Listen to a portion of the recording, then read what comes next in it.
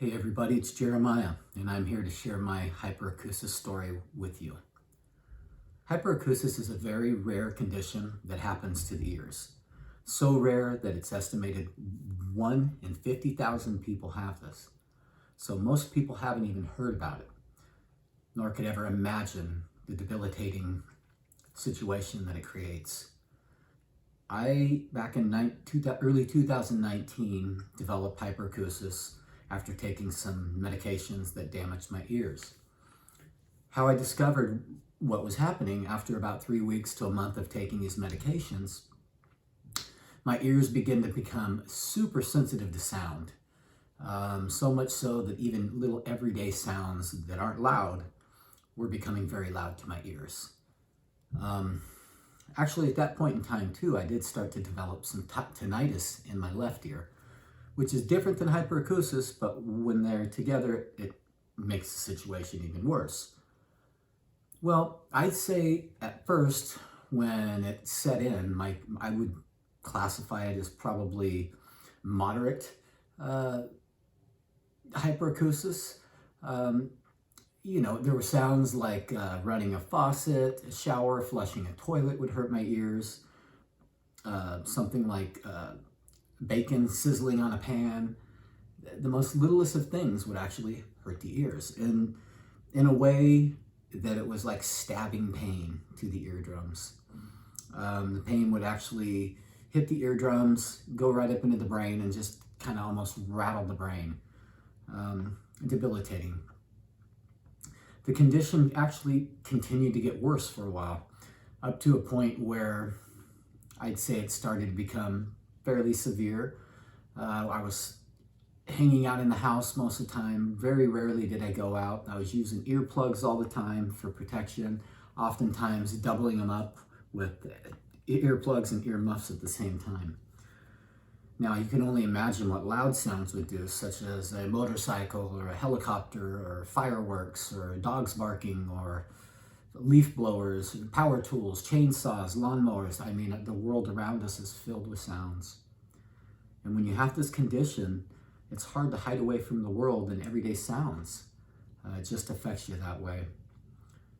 I wanted to share with everybody and let them know that this is a situation that absolutely needs more funding. The world needs to be made aware of this condition so we can get some research going and get a cure for this. I will explain the second half of my story, which is about 2.5, 3 years into it, my ears did start to get better. Quite a bit better, not 100% better, but so much so that I was able to go out, go to grocery stores, go out and do my thing.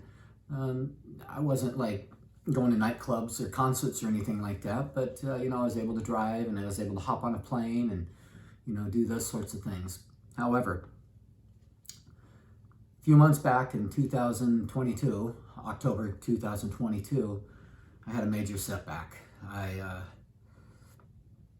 was around some loud noises, barking dogs in close proximity to my ears, and I also had a phone call with earbuds in my ears, and the next morning when I woke up, I was all the way back to square one with my hyperacusis, except this time it was a lot worse. And so over the course of the last few months now, it's come back really hard. I am definitely housebound now, and I'm in a situation where life has ultimately been robbed from me, I feel.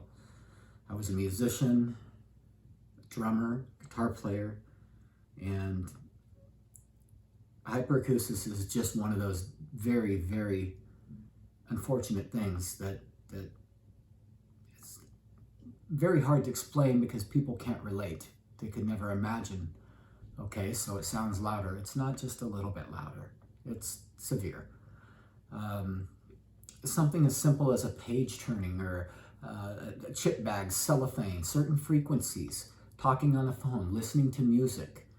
I can't do any of those things anymore. It's unfortunate.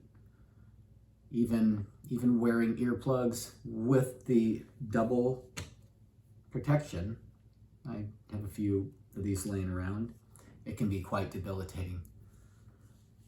So I wanted to share this story with everyone and let them know.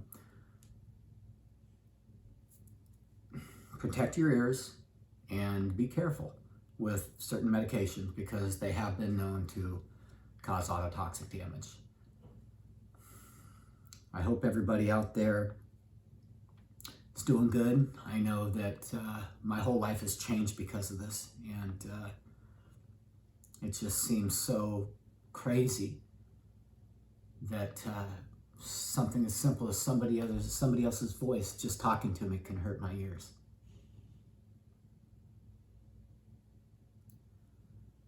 So that's my story, and I certainly hope that if you've never heard about it, that you are educated now, and we need more people in the world to know about this condition so we can get a cure ultimately. I feel that in time it could happen. So take care, everybody, and I hope you're doing well. Have a good day.